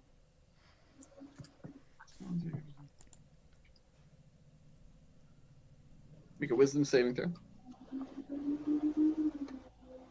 All right, so that's going to be 21 total. So yeah, you kind of like shake your head and shake off the effects of this enthralling music. So you are able to move. You're no longer stuck in place or charmed by this sound. All right, so was that saving throw my action or? No, that was just that was just at the start of your turn to sort of like shake off the effects of whatever was going on in this room. Okay. Fireball. Okay. Good old fire. Now it's what is that? A dex save for the target? Yeah, deck save. It is a dex save. And what is your DC? It's pretty substantial. 14. Okay. So not Okay. super high, but it's not Yes. bad. That's pretty It good. does 8d6 damage. All right. Miss. So you got 3 misses, one successful one. So roll up that damage. It's half damage on a success. Right? Yeah. It is 26 for the ones that did not pass and 13 for the ones that did. All right, and I believe. It's my turn after. Yeah, I was just seeing if they had anything going on that they had to make like concentration. Oh, wait a second. I didn't realize that. Nope, still rolled shitty. Okay. All right, so yeah, you don't see it. You know, this little red bead of force goes into the inky void, and you hear a large, conflagration going on, screams, slurping sounds, but all unseen in the inky Trying to void. roast And, my pudding. so Nub, it's your turn. You can have advantage on your wisdom saving throw to shake off the charming effects in here. Okay. My arcane that trickster would slaps. be a 17 wisdom. Yep, you do. So yeah, you kind of like come to. And You're- probably for me, I can't see them, correct? Yeah, it's you can't see through it, right, Anthony? It's just So like it's total absolute blackness. Okay. Sorry, if guys. someone like comes out or I see them, I would like to have my I'd like to whip the one of their instruments and try and disarm them. okay. If they come into visibility. That makes total sense. Sure. So you're holding your action to that? Yeah. Okay, But I that's got awesome. my whip ready. Yeah, Do you I don't actually know have a how- whip? Yeah, I do. It's that leather whip. It doesn't come into play that much, but I was like planning on like swinging with the whip. Okay. and stuff. I don't know how It's much only come our up like once or spells. twice. I What don't know was how it? much our spells would hit the instruments, but I definitely was trying to catch the instruments in it. Sure. So, Absolutely. Yeah, They're I like mean, their own entities. I don't know. yes, everything is inside of there. And it is their turn. So at the start, they have to do what is it, Anthony? It's a acid The start, damage? they take 2d6 cold damage. Okay. The 9, All right. and then if they end their turn in there, they're going to take a dex save or take acid from tentacles. Okay, and it's what do you call it? Difficult terrain, right? It's difficult terrain, and they're completely blind. Okay, so you see, well, you hear screams. You do see one of them begin. Actually, you know what? Oof, those are terrible. Ow, my God! You're lucky. I'm rolling really crappy, Anthony. So, yeah, you hear these screams and you hear shuffling and so forth like that. Nub, you do see one of them emerge from the darkness. You can make your whip attack there. He's holding his instruments like a large 21 base. to hit him with the whip. So Yep. it makes contact, but do I actually get the weapon? Or How the- does that work? Do you have to? Does it like some kind of opposed? I thing? think it's like an opposed athletics. Like he's holding on, and then I'm trying These to. guys pull are him. not athletic. I'm not athletic either. So, I rolled a 6. 13. So yeah, you yank this bass guitar thing out of the guy's hand as he's just kind of like Aha! stumbling out of here. El Other- Kabong!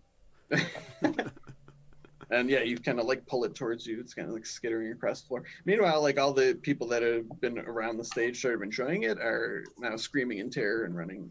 I'm back like, two can play at that game, and I don't know how to use it. So this is like I've just seen them use it. So I'm Spring. Make a wisdom check. No, you know what? Make a charisma check. All right, charisma check. 19. All right. And I rolled a 1. So yeah, so you strum on this thing, not knowing what you're really doing, but Bling, bling, bling, bling, bling, bling, bling. but it actually sounds pretty pleasing. The guy you hit actually yanked it out of his hand, kind of like looks over to you and kind of like cocks his head, and all of a sudden you see like his foot start to tap a little bit. Bling, bling, bling, bling, bling, bling. And he is charmed by you. He's just standing there amidst this chaos. You see like a tentacle start to reach out, but it doesn't quite grasp him. Is it funky? I don't know. Is it funky, Nub Nub? Do you want to roll for that? Very funky, yes. I'm dropping. Okay, so that's that one. The other ones did not make it out. They're still jostling and screaming in there, so you can roll your acid damage, I believe it is. Guess this? Yep. 7 acid damage. They get a dex save against them for half of that. Oh, okay. If it matters. Oh, man, these have got to go in dice jail. One of them made it. That's bad for Faye. Yeah, I know. Dice jail. They actually get advantage on these two. Okay, so like I said, the commoners who were enjoying the concert just screaming in terror, running back out like they're just pushing their way through those people playing their game. That's fine. I doesn't seem that bad. A few of them actually, though, you see like they like start to come out of the inky cloud, and like a milky tentacle just like pulls them back in, screaming into the void. And it is your turn, I guess. It was my turn. Mhm. So nobody who's come out of it is like around anymore? Only one of the Fey entities came out of it. The rest were just sort of like trying to survive in there. All right, just to make sure, if I'm concentrating on this to keep it going, I could still do like instantaneous stuff. I just can't concentrate on 2 things. Okay. Yep. I will yell out to my party, check behind stage. Maybe they got some treasures. I mean, maybe your pet's back there. And then I'll just blast that dude that he used the wah-wah pedal on. Go for it. And I will blast his butt. I will fire the other blast randomly into the sphere and just hope it hits something. Okay, so you can roll 1 attack against that guy and then 1 with disadvantage against. All right, the attack against that guy was over 20. That hits. Into the sphere was where's my Eldritch Blast? Was a 14. That one, you don't. It didn't hit. Okay.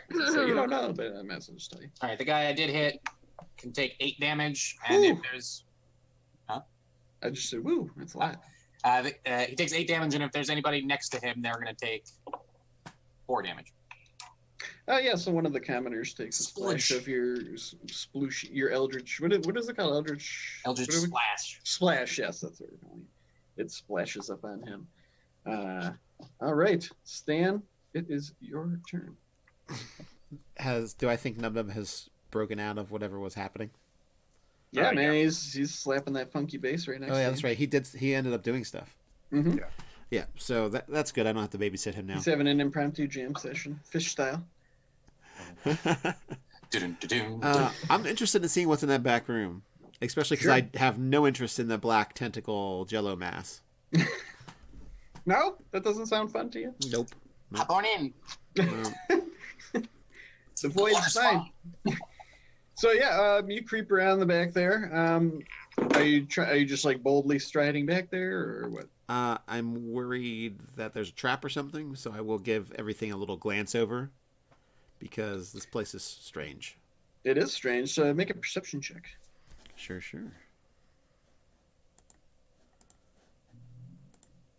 That is a 17. Yeah, you see like kind of like a silvery light come, like sort of like glowing. So let me describe. Maybe this helps us. So there's like this back wall with stage, and then on either side of the wall there is no wall. There's an opening, so you could go back around either side. So as you get closer, you kind of see like there's a silvery glow from the area behind the stage. Light. I mean, it's not like. It just looks like, light. That's just the color of it. It doesn't appear to be like. I'm gonna put the goggles on and see if I see anything interesting with them.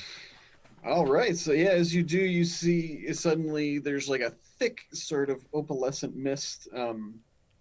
Just it's actually just like all around you, but it appears to be kind of like there's an ebb and flow to it, and it appears to be sort of like flowing out from, sort of like it's almost like breathing. So it's kind of like flowing out and then getting sucked back in towards the back there.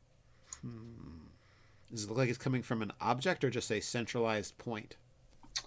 Well, I didn't like. I kind of did. You actually go up to the corner of where the wall? I'll go towards it. Yeah. So yeah, you sort of follow where it is, and you see that there's like a much larger chamber behind there. And in that room, there's a big table in the middle of the room. On that table, you see Kieran Ball. His body is laid out inert. He has like weird like markings drawn all over his skin. His eyes are closed, but there's actually like eyes painted on his eyelids and stuff. But even more strange is next to this table there is like a huge, not huge, a very large winged serpent, kind of like coiled up, floating in the air. It has wings.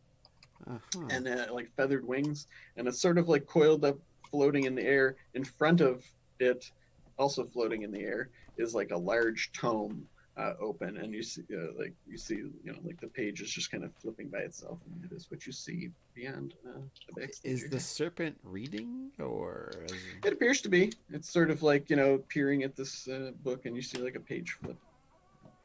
I'm gonna go very still. Okay, make a stealth check. Yeah. Ooh, that's still a 15. Yeah. So yeah, you just kind of like freeze up at just kind of trying to look innocuous, and it does not appear. It appears to be very intently studying this book. Okay. I send a message to everybody. There is a creepy snake in here, and it has the person we're looking for. All right. Oh. Oh, I didn't Anything else? explain whether or not it was the little flying thing. Yeah, that's Circus is going to assume it is though. Yeah. Whoops. Hmm. Okay. I'm still and scared from the snake. Yeah, sure. Circus, it is your turn. Yeah, I'm heading back there, boldly striding on the ceiling. All right. So you are greeted by what I also said. You see Kieran laid out on this table. You see this golden winged serpent sort of coiled up, floating in the air.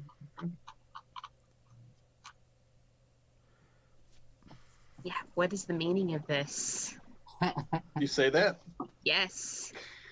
The creature sort of like, shudders or uncoils a little bit, and it's like, sort of like all wound up, and it sort of like snakes its look over at you, and it says, basically says, he's like, shh, do not disturb him. He's in a deep dream. To wake him now would be very dangerous. And make a perception check. 8. Okay, yeah. That's what he explains that you hear.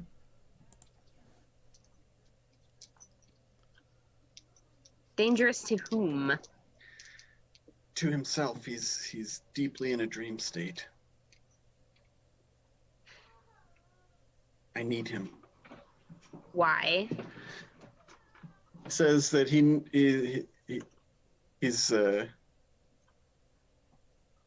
he needs the ultimate helm, and he's like I'm sorry, you're probably here for your friend as well. Your flying friend. Yes. He's like, yes, that was an unforeseen consequence of the ritual. He's like, I do not fully understand the mysteries of the Gastronomicon at this time. Save your excuses. Where is Arlosh? He is in the dream as well. And is there anything else you want to do? Like, we can come back to the conversation. I just didn't want to take two. Okay. So Okay. All right. So with that being said, it is Nub Nub's turn. You are slapping that funky bass. All back in right, the other room. I immediately continue to ramp up the performance in order to upstage everyone else. Okay. Make a performance check. Okay, all right. Yeah, lucky. All right. 17. Yeah, man, you're actually quite apt at playing this bass, and even some of the people that were like, running out of the rooms kind of stop, and they're like, oh, they're kind of getting into the beat of it too, and they're like kind of milling around. They start like gathering around you as you're just jamming away on this bass. Channel your jungle rhythms. That's Yeah. right, the Bopi people. Sing the song of the Bopi people for us, Santa. The Bopi fight song. Yeah. It's clearly nub nub, doop bop and nub nub. I like it. Whatever the Ewok one was, I forget. So yeah, you're not only continuing to charm the guy that had emerged from the inky void, Jellimal, but several of the revelers as well. Mhm.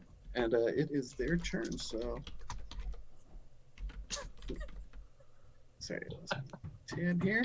Okay, so it's the beginning of their turn. So the Hunger of Hadara is going to take a nibble of people in the inky void, which is what, cold damage. Yes, cold damage. 10. Woo!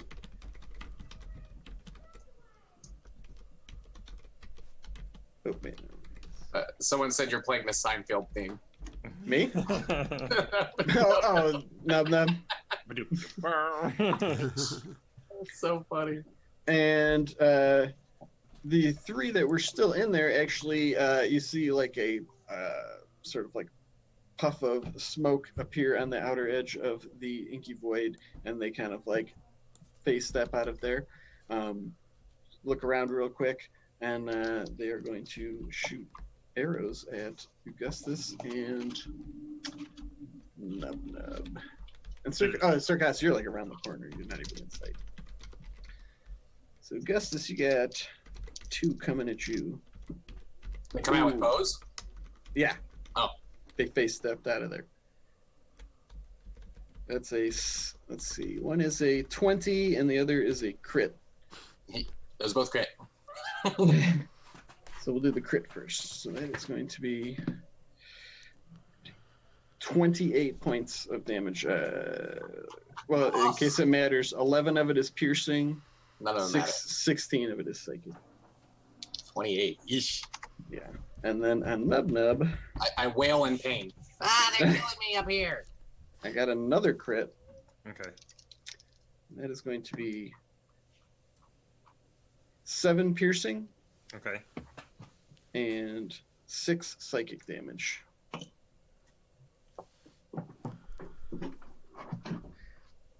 Ow. And they kind of like look at their bandmate who's just standing there enthralled by you. They're like, "What are you doing? Stop them!" You can't let's stop see. the beat. Oh yeah, the guy that's charmed. Do you want to do anything to? How does it? He just is standing there. Charmed is they just can't attack me. Yeah, so he's just. It's not like dominated, like kill him. Yeah, you do have advantage Bring on them ability to check. me. He can't attack you or target you with harmful abilities. Okay. All right, so Augustus, it is your turn. Okay. I will dig through my pockets Okay. and pull out an orb. Mm. And my orb of umami, Mm-hmm. orb of Shalarin. And I will use a charge off of it to create a whip of water. This will, what does it say? You're gonna whip him back into the hunger. Pulls a creature and unbalances a creature that you can see within 30 feet of you. Must make a dexterity saving throw. All right.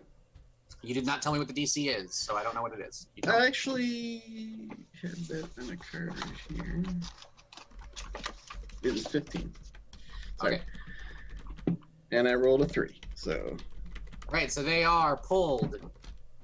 They take 2d10 bludgeoning. That's going to be a 16 damage. woo. Well, whichever one of them I hit, and then they're Yeah. 25 feet closer to me. Now the thing is, I am up on the ceiling, so 25 feet closer to me should be diagonal up to me, and then I am not going to hold them, so they are going to fall back into the sphere. Yeah, you could do that, sure. So you this watery, liquidy whip wraps around him, just yanks him violently off his feet, and then you pull him over your thing and just boop. All right, so they should take some falling damage. Hopefully, with my move, I am gonna. He will. So- Do you want to roll the falling damage? You can roll a 2d6. I don't know how much it is. So I don't know. It'd be I'll 2d6. roll it if you want. What is it? Yeah, sure, man. You can roll it. 8 falling damage. All right. Then I want to slurp my ass back across the ceiling and down the wall to interpose the orb of black pudding darkness in between me and the other guys that just shot me. Okay. So if they want to come get me, they can Yes. come around it. So yeah, you would actually that would be either side of the opening to the back. You want to go to the one by Yeah, which I Stan is? in my mind, I imagine it being towards the opening to the backstage. Yeah. Did you want to go to the one where like Stan and Circus were, or the other side? No, I'll go to the opposite one. Okay, so yeah, you kind of like, hide yourself around the corner. You like kind of do a double take as you see this like golden scaled winged serpent thing, sort of like conversing with Circus, while Karen is laid out inert on a table there. And I'll say I maintain concentration on the goop. Oh yeah, that's right. So yeah, you did 2 attacks. So you gotta make your con saves to cancel. Oh, I took damage. That's right. I forgot about this. How does this work? It's just the Constitution saving throws. So you'd have to make 2 of them. What's the DC on them? I always forget how it's like. What is it? How does it work again? What is concentration? Concentration is a con save, and Yeah, but, like, what's you have to roll 10 or higher. Isn't it like have something to do with like the damage you took? Or So something? with damage, if it is over 20 points, you do half of the damage as the DC. So if you take 30 damage, That's right. then it's 15. If you Okay, take so I 40, took 28. So the DC should 14. 14. Thanks, Ben. Yeah, I always forget this. I know it's weird. I just passed. Okay, so yeah, the inky goo remains, and it is 5 Hand Stan's turn. All right. So this snake has been talking with Circast, and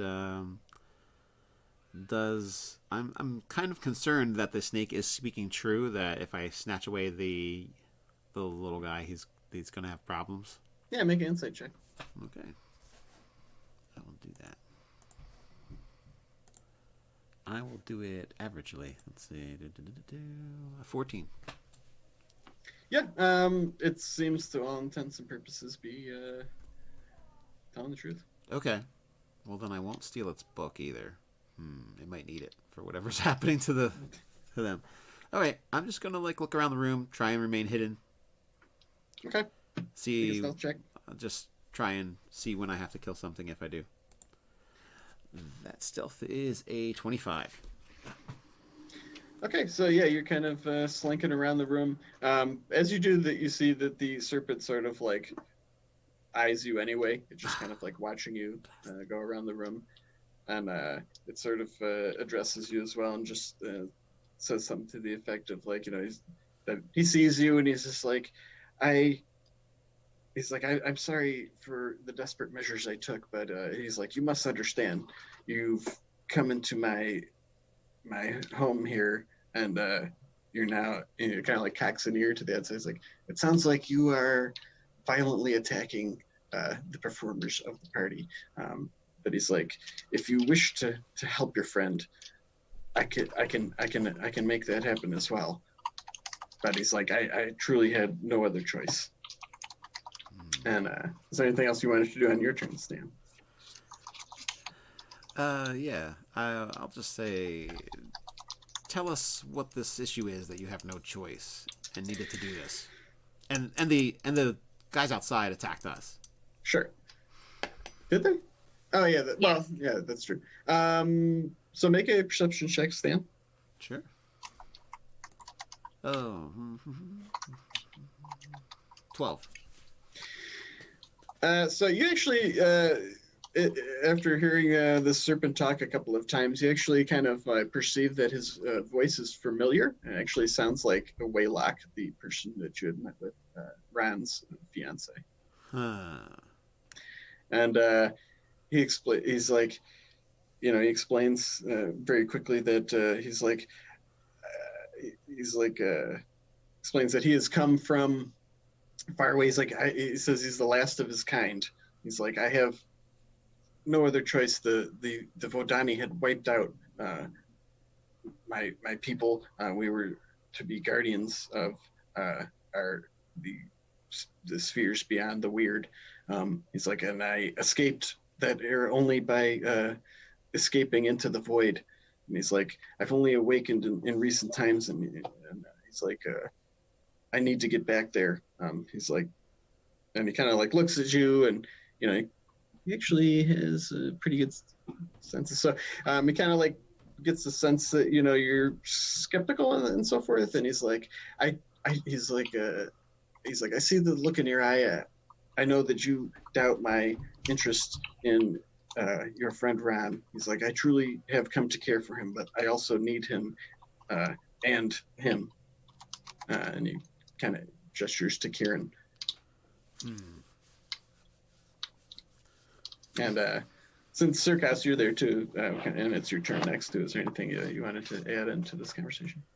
I am going to descend on the cord and stand and look him right in the eye for a second with this very serious face, and I'm like, whatever your intentions were, whatever it is you find necessary to do, at least portions of this conversation have been misleading, and we were there. You weren't going to confuse us. I just want to make you aware of that. And on another level, I do believe you.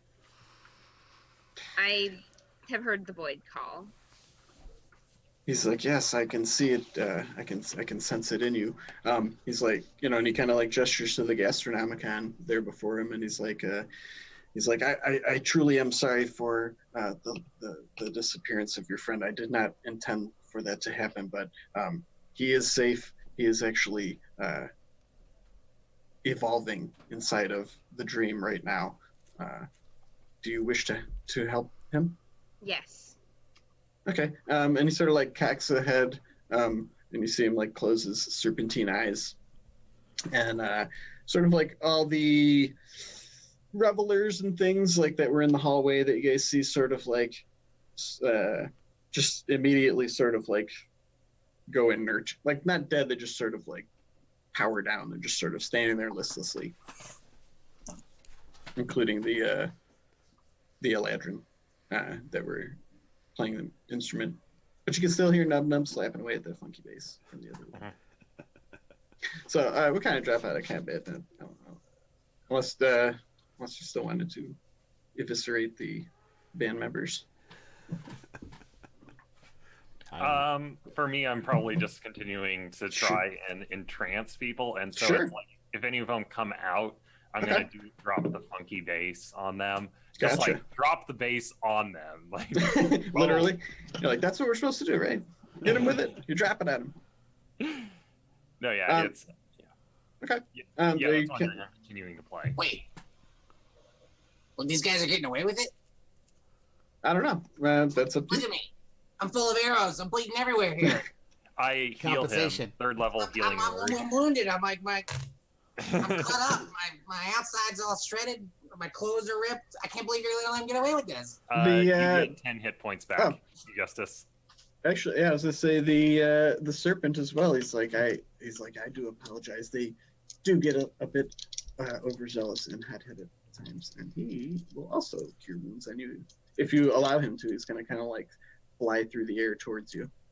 All right. And I And will, he sort of like coils around you. Grab the snake, break its neck. Why kidnap him instead of just asking like a civilized person? He's like, I did not even know that would happen. He's like, this book has many. He's like, it's very strange. There's lines that appear to be missing from it. He's like, I meant only to draw Kieran here. I did not. And he explains that like that moon that appeared was sort of like a planar moon, so it's becoming like coterminous with the material plane, and that was why he had to do it at this time. He did not intend for Arlash to disappear. That was like an unintended side effect. I will. He actually wasn't even sure that you had him. I will As snap my usual. fingers, and the pudding on the stage will sploosh to the ground and then slowly evaporate into. Okay. and there's just like goo-covered band members. Yeah. And actually, yeah, he coils around you as well, Anthony, and you feel like very refreshed as he does. So it actually heals you 16 points. Ooh, getting frisky. Yeah. His smooth scales sliding across your. I don't know how I feel about snakes. No, they're kind of liquidy. You don't look like you have bones, but I know there's a bunch of bones in there. I can get down with this, though. So yeah, basically he explains to you that Kieran is in a deep dream state where he's sort of interfacing, we'll say, for lack of a better term, with the ultimate helm.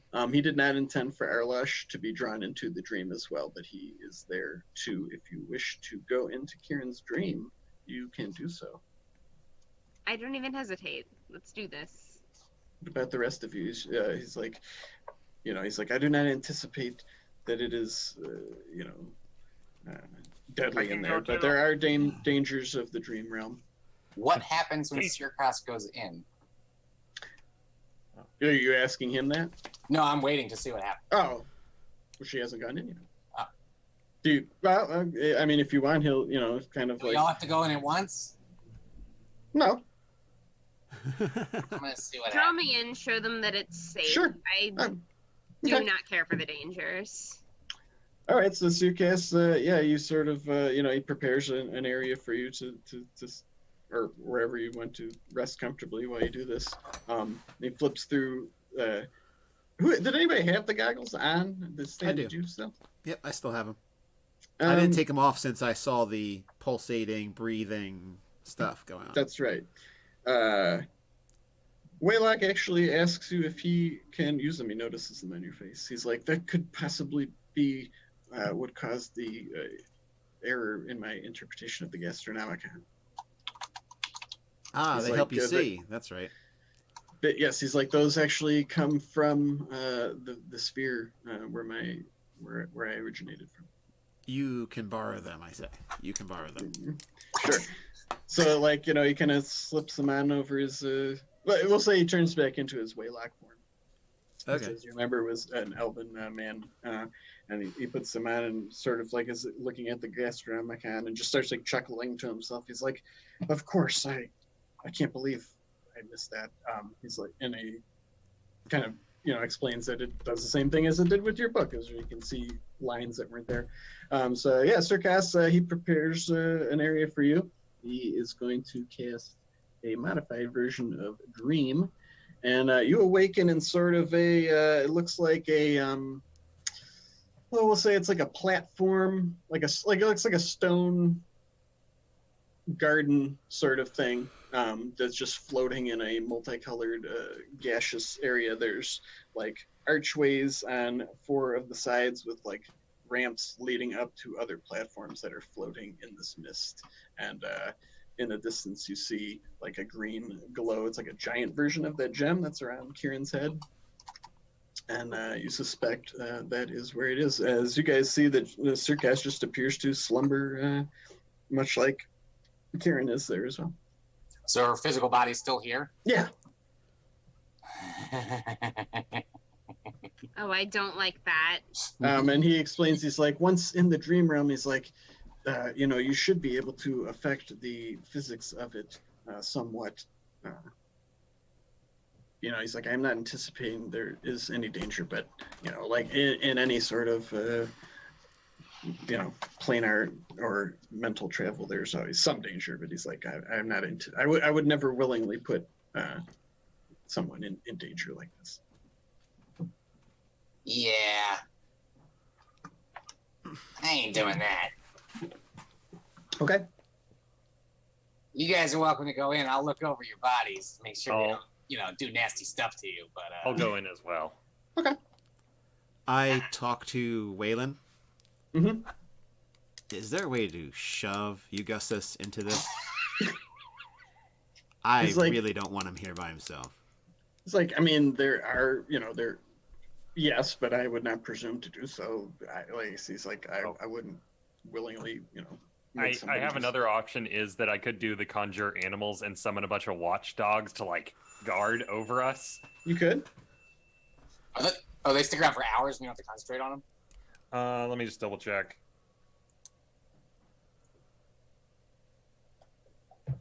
I mean, even if I do have to concentrate, I think it's worth it just to be like, okay, we have someone protecting, so that way we can. Oh, I just don't think you can concentrate once you go into another dimension. That's all. Well, dreams not necessarily the same thing. Mm-hmm. I don't know. Guess it depends on what it says in his dream spell. Really in the That weeds now. sounds like Yeah. a DM call to me. I guess we'll find out if you summon them and then they disappear when you go to sleep. He sort of looks over at Augustus and he's like, well, you dream of shedding yourself of this form, do you not? You reading my mind? Maybe. He's like, I'm a coatl, man. I can scry and do all that shit. Yeah, I don't trust this guy. We just met. I'm lawful good, man. That's Like just what the capital bad guys L, say. capital G. Yes. I'm He seems gold. very good natured. Yeah. You want to make an insight check? I'll watch over you guys out here. Can we Tell do me you, how Okay, it you can do goes. it. so You wait, don't have to do it. I interrupt. So Sure. are you saying that we can are you suggesting we can look different in our dreams? It's a dream. You can control the reality of it to some extent, of course. I want to have wings. No pause. And well, we can find out exactly what you can control in the dream realm, or what happens to Augustus watching guard over your nerd forms next week on Just Quest, as we are going to wrap up here. It's about the time. So as always, thank the players for coming along the crazy adventures that I cook up, and all the people watching live and that might watch later. And until next time, I guess, stay nerdy. Stay nerdy. Hey, nerdy. Nerdy. Stay nerdy.